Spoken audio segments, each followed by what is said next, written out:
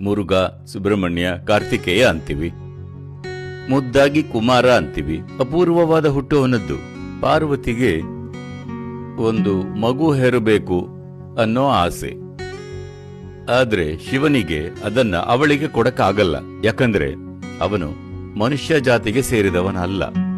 ಅವನ ವೀರ್ಯ ಒಬ್ಬ ಮನುಷ್ಯ ಹೆಣ್ಣಿನ ಗರ್ಭದಲ್ಲಿ ಬೆಳೆಯೋ ಸಾಧ್ಯತೆ ಇಲ್ಲ. ಒಂದು ಯಾಗ ನಡೆಯುವಾಗ ಶಿವ ತನ್ನ ವೀರ್ಯವನ್ನ ತೆಗೆದು ಅದನ್ನೇ ಬೆಂಕಿಗೆ ನೀಡಿದ.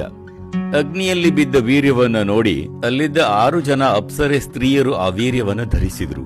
ಅವರಿಗೂ ಆ ಭ್ರೂಣವನ್ನ ತಮ್ಮ ಗರ್ಭದಲ್ಲಿ 3.5 ತಿಂಗಳ ಮೇಲೆ ಇಟ್ಕೊಳ್ಳಕ್ಕಾಗ್ಲಿಲ್ಲ. 3.5 ತಿಂಗಳ ಆ ಭ್ರೂಣವನ್ನೇ ಪ್ರಸವಿಸಿದ್ರು. ನಮ್ಮ ಕೈಯಲ್ಲಾಗಲ್ಲ ಅಂತ ಬಿಟ್ಬಿಟ್ರು.